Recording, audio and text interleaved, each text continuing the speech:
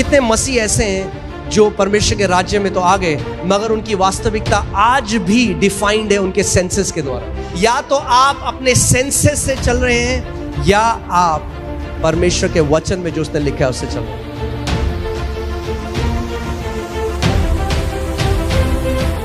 चलिए हम एक प्रार्थना करते हैं, फिर हम वचन की तरफ चलेंगे। परमेश्वर पिता, हम आपका धन्यवाद करते हैं। आप महान हैं प्रभु, आप एक अच्छे पिता हैं और आपका वचन कहता है कि हर एक अच्छा दान और वरदान ज्योतियों के पिता से आता है। प्रभु, हम धन्यवाद करते हैं आपके लिखित वचन के लिए और हम धन्यवाद करते हैं आपकी उस महान पवित्र आत्मा के लिए जो सत्य का आत्मा है और हमें सारे सत्य में लिए चलता है। प्रभु, आज होने दे कि तेरे वचन का प्रकाशन तेरे लोगों के ऊपर प्रकट हो। प्रभु, होने दे कि आज वो उन बातों को देखें जो उन्होंने आज तक नहीं देखी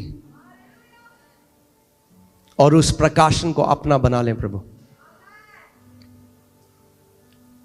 मैं धन्यवाद करता हूं उस अभिषेक के लिए जो इस जगह में है, जो मेरे ऊपर है, जिसके द्वारा प्रभु आज का वचन जब बोला जाता है तो प्रभु वो सटीकता से लोगों के हृदय तक उतरे और 100 गुना फल लेकर आए। प्रभु यीशु के नाम में आमीन। आप जानते हैं आपकी जो रियलिटी है, आपकी जो वास्तविकता है, वो आज तक आई है आपके 5 सेंसेस से, यानी आपकी 5 ज्ञानेंद्रियों से। जो कुछ भी आपकी रियलिटी है, आपकी वास्तविकता है, जो कुछ भी आप रियलिटी सोचते हैं, जैसा चाहे आप दुनिया को देखते हैं, अपने आप को देखते हैं, जो कुछ भी वो रियलिटी है, वास्तविकता है आपकी, वो आई आपके ज्ञानेंद्रियों से। जो आप देख सकते थे, जो आप सुन सकते थे, जो आप महसूस कर सकते थे, जो आप टेस्ट कर सकते थे, इसकी वजह से हमारी रियलिटी आई है। और क्योंकि हम लोगों ने शरीर में जन्म लिया तो शरीर की ज्ञानेंद्रियों से हमने क्या है, एक शारीरिक वास्तविकता को जाना। मगर दिक्कत यह होती है कि जब हम आत्मा से जन्म लेते हैं, यूहन्ना 3 में प्रभु यीशु मसीह ने कहा जो शरीर से जन्मा है वो क्या है, शारीरिक, और जो आत्मा से जन्मा है वो आत्मिक है। मगर जब हम आत्मा से जन्म ले लेते हैं उसके बाद भी हमारी रियलिटी शारीरिक ही रहती है।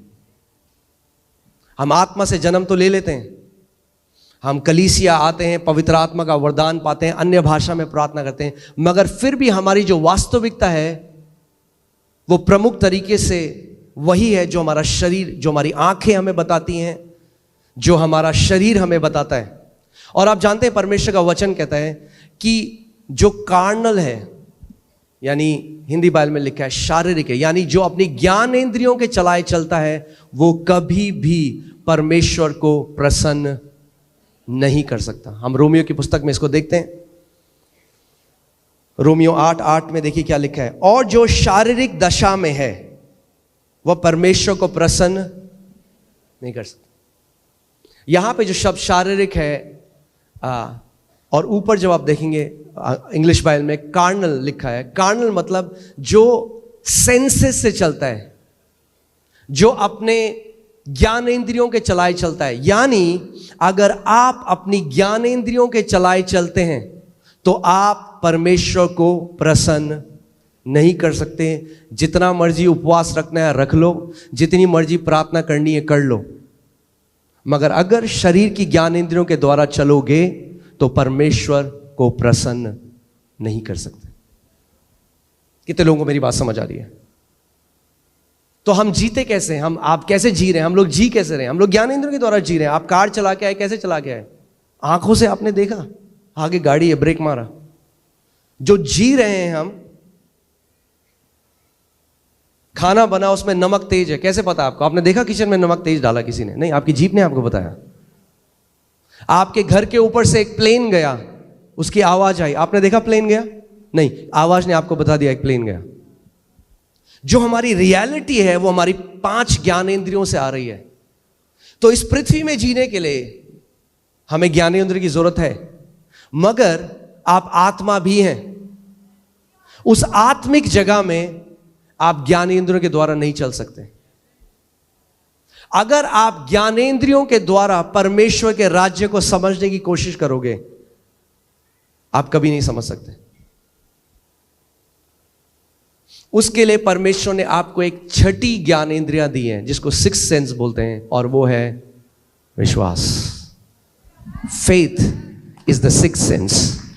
विश्वास वो छठवीं इंद्री है जिसके द्वारा आप अनदेखी चीजों को देख सकते हैं, अनसुनी चीजों को सुन सकते हैं, जो यहां पर है ही नहीं उनको छू सकते हैं।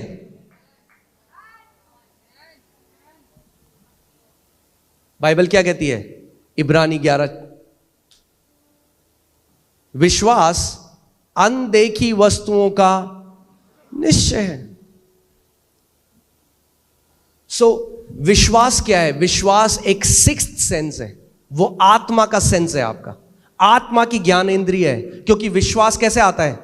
याद है आपको परमेश्वर ने हमें क्या दिया है? विश्वास का आत्मा। विश्वास शारीरिक नहीं है, विश्वास आत्मिक है, आत्मा से आता है।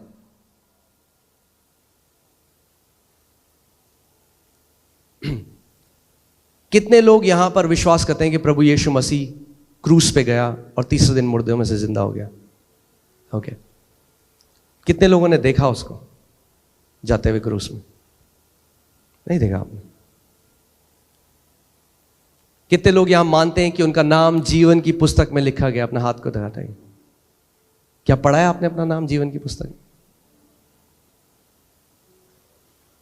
आप समझ रहे हैं मैं क्या कह रहा हूं? हमारा उद्धार भी विश्वास, जो ज्ञान जो आपने नहीं देखा उस पर विश्वास करके हुआ।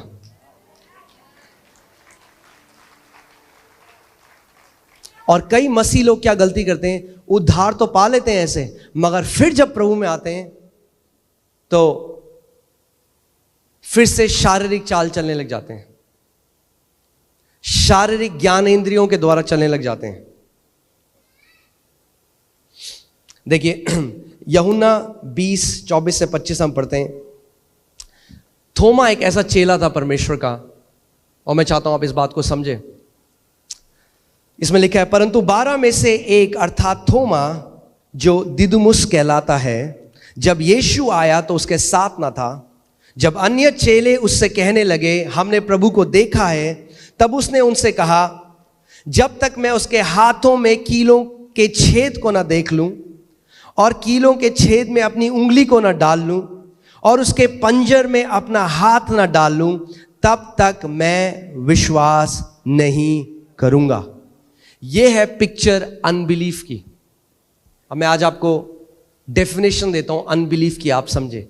अनबिलीफ कुछ भी नहीं है। अनबिलीफ वो है जब आप उसे अपने पांचों इंद्रियों से देखना चाहते हैं। पहले थोमा ने कहा, मैं नहीं मानूंगा ऐसे, पहले जब तक मैं देखूंगा नहीं। सुना है आपने लोगों को ऐसे कहते हुए? जब तक देखूंगा नहीं तब तक मानूंगा नहीं, दिखा दो तो मान जाऊंगा। प्रभु कहता है ऐसा विश्वास काम नहीं करता।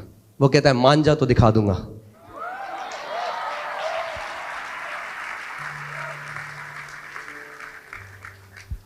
विश्वास, फेथ कैन ट्रांसेंड टाइम। विश्वास जो है, ये जो आपकी ज्ञानेंद्रिय, ये समय में पीछे जा सकता है।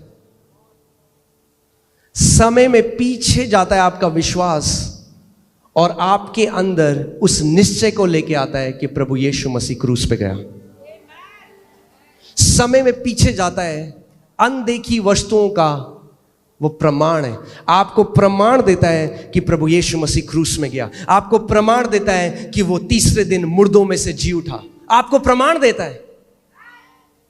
परमेश्वर का वचन हमें एक कहानी बताता है, नंबर्स गिनती की किताब 13 में, और बाइबल बताती है कि परमेश्वर ने पहले से इजरायलियों को कहा कि मैंने तुम्हें कनान का वो देश दे दिया है, मैं दे चुका हूं।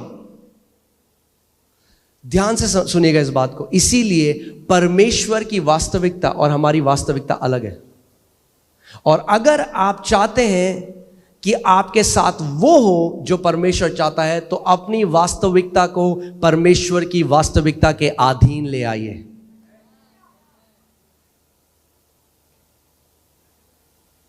परमेश्वर का वचन कहता है कि उन्होंने बोला कि परमेश्वर ने उनको वो दे दिया, कनान का देश उनको दे दिया। और फिर मूसा ने जो है 12 जासूस वहां पे भेजे, 12 स्पाइस भेजे, 12 जासूस भेजे, जो एक रिपोर्ट लेकर आए, है ना। डॉक्टर की रिपोर्ट मिलती है, बच्चों को स्कूल की रिपोर्ट मिलती है। ये जो 12 जासूस थे, ये उस कनान के देश में गए कि एक रिपोर्ट लेकर आए और इजराइल के लोगों को और मूसा को रिपोर्ट दें।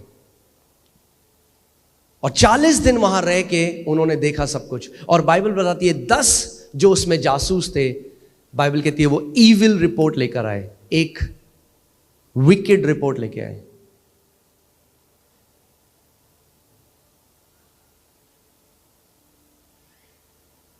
और परमेश्वर उनसे नाखुश हुआ। अब जो रिपोर्ट वो लेकर आए उसमें कोई गाली गलौच नहीं था, उसमें कोई गंदी बात नहीं थी। फिर परमेश्वर उसको ईविल रिपोर्ट क्यों कह रहा है, या हिंदी में क्या क्या बोलेंगे इसको, दुष्ट, एक दुष्ट रिपोर्ट लेके आए। तो नकारात्मक नहीं, वो दुष्ट है। परमेश्वर की नजर में वो दुष्ट रिपोर्ट थी, वो ईविल रिपोर्ट थी। जबकि उन्होंने कुछ भी ऐसा गलत नहीं बोला, पर उनकी रिपोर्ट किस पे थी, अपनी ज्ञानेंद्रियों में। उन्होंने कहा ये जो दानव है वहां पर इतने लंबे और चौड़े हैं, हम तो इनके सामने टिड्डी जैसे हैं। वो भूल गए परमेश्वर ने क्या कहा था। वो अपनी ज्ञानेंद्रियों की तरह चलने लग गए। और जब वापस आए तो एक ईविल रिपोर्ट दी। और बाइबल कहती है परमेश्वर बहुत अप्रसन्न हुआ उनसे। वो गए और जब उन्होंने ईविल रिपोर्ट दी, पूरे इजराइलियों ने उनकी रिपोर्ट पे विश्वास किया। अब ध्यान से सुनिएगा, हर एक व्यक्ति जो शारीरिक है नेगेटिव रिपोर्ट जल्दी मानता है पॉजिटिव रिपोर्ट के। एक कहावत है इंग्लिश में, उसमें लिखा है जब सत्य जो है कपड़े ही बदल रहा हो जाने के लिए, जो झूठी खबर है वो पूरी दुनिया घूम के आ जाती है।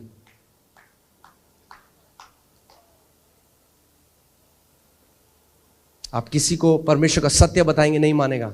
आप कोई नेगेटिव न्यूज दो, पूरी फैल जाएगी, हर जगह, सब जगह फैल जाएगी। क्योंकि हम किस पे मानते हैं, अपनी ज्ञानेंद्रियों की रिपोर्ट पे। मगर परमेश्वर कह रहा है, इसीलिए यशायाह की पुस्तक में उसने कहा किसने, who has believed our report.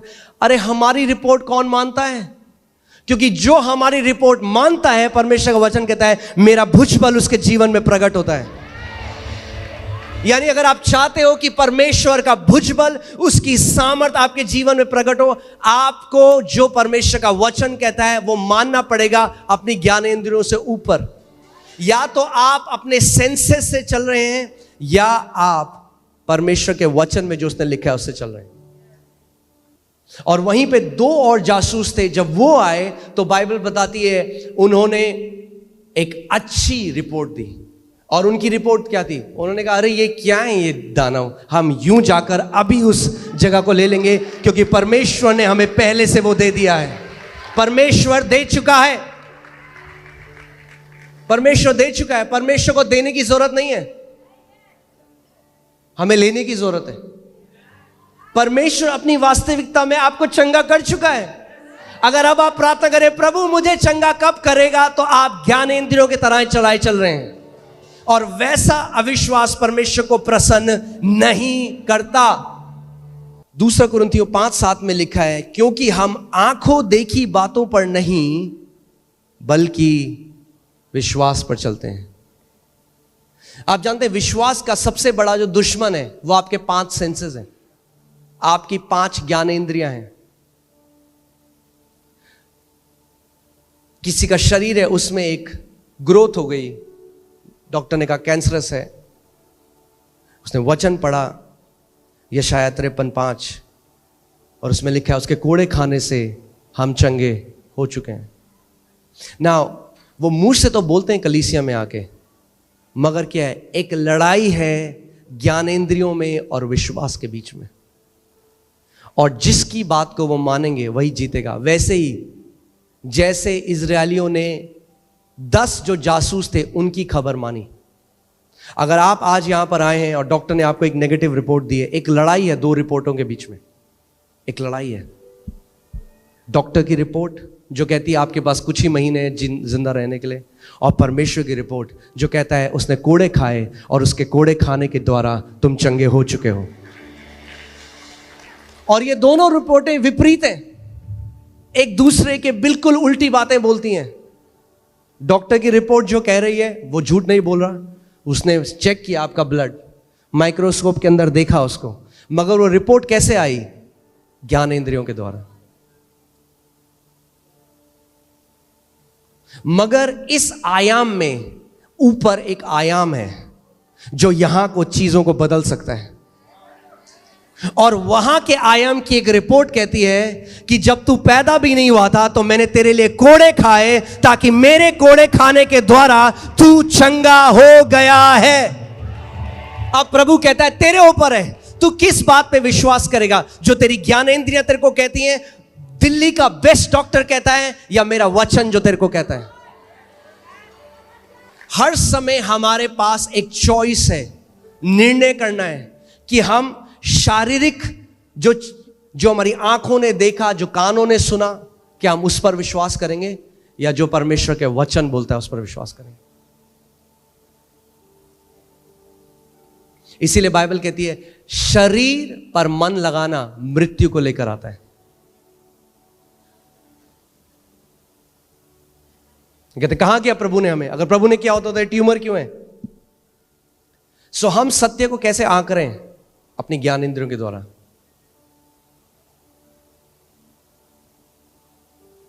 हम कह रहे हैं जब वो ट्यूमर चला जाएगा तब मैं मानूंगा मैं चंगा हो गया। प्रभु कह रहा है तू मान, तू चंगा हो गया, वो ट्यूमर चला जाएगा। परमेश्वर के राज्य मसीह लोगों को विश्वास करना नहीं आता, यह दिक्कत है, इसीलिए गिड़गिड़ाते हैं, भीख मांगते हैं हमेशा। मगर जो वचन में लिखा है उसके साथ एक नहीं होते।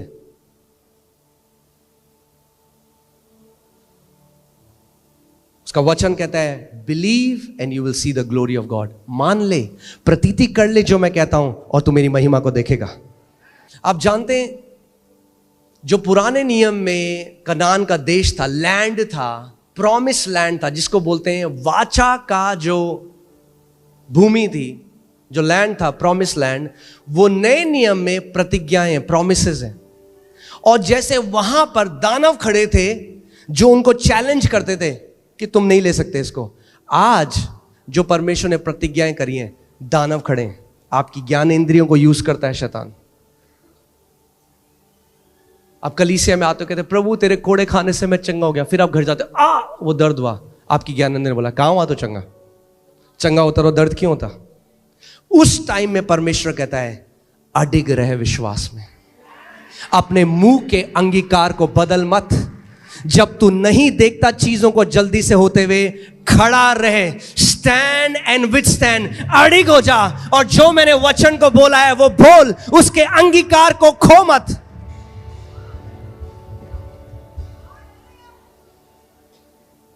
कितने मसीह लोग आप जानते हैं उनको क्या चाहिए? वो जादू चाह रहे हैं, जादू। राज्य में कोई जादू नहीं है, आबराकडाबरा नहीं करता परमेश्वर ऐसे। बाइबल बताती है इब्रानी 6:12 में कि विश्वास और पेशेंस के द्वारा, by faith and patience they inherited the promise. अगर आप परमेश्वर की प्रतिज्ञाओं को पकड़ना चाहते हैं तो विश्वास और पेशेंस, धीरज, विश्वास और धीरज, यानी जब आपने किसी बात को मान लिया कि परमेश्वर का जो वचन कहता है, अब खड़े हो जाओ। जब तक वो प्रकट ना हो अपने मुंह के अंगीकार को बदलो मत। जब मैं विश्वास से उसके साथ एक हो जाता हूं तो हल्की हल्की वो मेरे जीवन में प्रकट होने लग जाती है। और कितने मसीह ऐसे हैं जो परमेश्वर के राज्य में तो आ गए, मगर उनकी वास्तविकता आज भी डिफाइंड है उनके सेंसेस के द्वारा।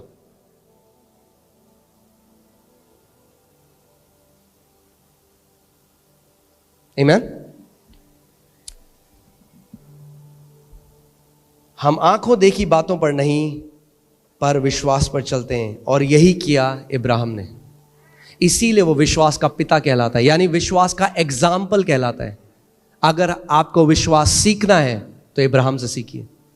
इसीलिए कई बार सबसे रिपोर्ट जो है, जो यहां पे डॉक्टर की रिपोर्ट है, जो पृथ्वी पे जो एक्सपर्ट की रिपोर्ट है, वो खड़ी हो जाती है एक जायंट की तरह, उस दानव की तरह जो आपको मॉक करती है, आपका मजाक उड़ाती है। कहां है तेरा प्रभु? तेरा प्रभु रिपोर्ट में तो यह है, रिपोर्ट तो कह रहा है भैया कैंसर बढ़ गया। कहां है तेरा प्रभु? मॉक करता है। उस टाइम में अगर आपको नहीं पता विश्वास में कैसे खड़ा होना है, तो आप मान लेंगे उस रिपोर्ट को।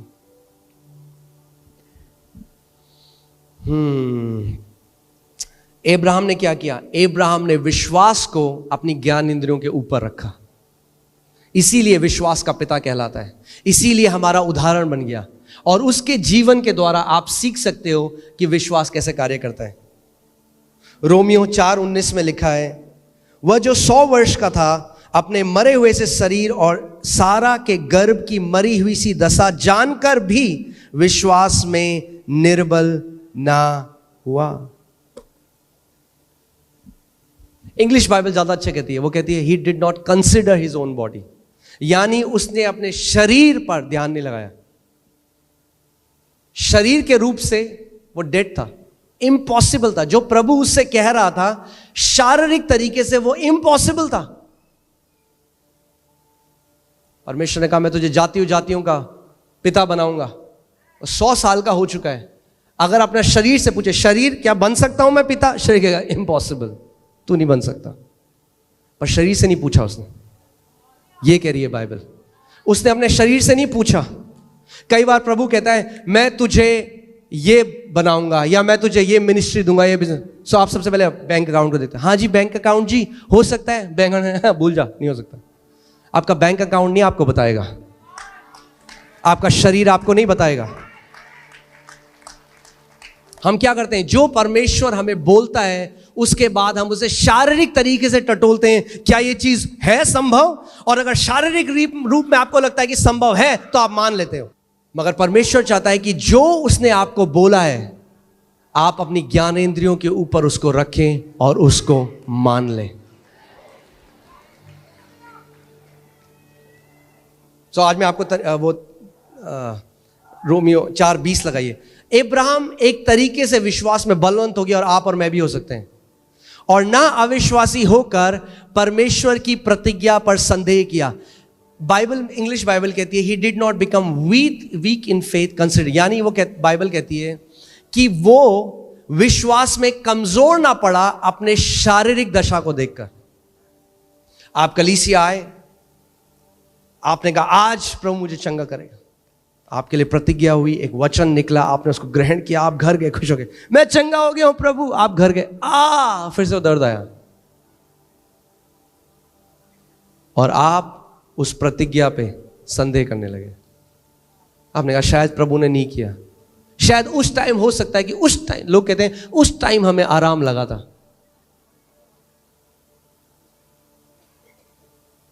इसीलिए कितने मसीह लोग हैं जो अपनी चंगाई खो देते हैं कुछ समय बाद। क्यों? क्योंकि शैतान चुरा ले जाता है। क्यों? क्योंकि ज्ञानेंद्रियों के द्वारा डाउट डालता है उनके अंदर, संदेह डालता है, अरे तुझे चंगा करा ही नहीं प्रभु ने, और वो अपने मुंह से उस बात को बोल देते हैं। इसीलिए परमेश्वर का वचन कहता है कि थामे रहे जो मैंने तुझे दिया है, क्योंकि कोई है जो चुराना चाहता है उसे। सो बाइबल बता रही है जब प्रभु ने अब्राहम को बोला, आज हमारे पास उदाहरण है अब्राहम, उसके पास कोई उदाहरण नहीं था, कोई बाइबल नहीं थी उसके पास।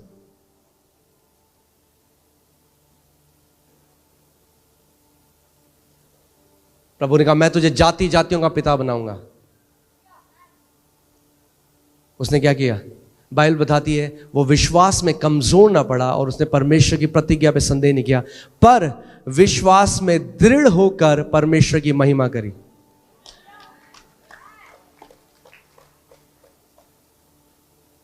यानी जब परमेश्वर आपको कोई प्रतिज्ञा दे और आप घर जाएं और आपको वो ना दिखाई दे और शैतान डाउट डालने की कोशिश करे, जब अपना पूरा ध्यान उस समय प्रभु को लगाओ, बोलो प्रभु तू सच्चा है, तेरा वादा सच्चा है, तेरी प्रतिज्ञा सच्ची है। यीशु तूने कहा स्वर्ग और पृथ्वी टल जाएगा पर तेरे मुख से निकले हुए वचन का एक बिंदु भी ना टलेगा। अगर तूने कहा है प्रभु तो मैं इसको मानता हूं, तेरी सारी प्रतिज्ञा हां और आमीन के साथ पूरी होती है।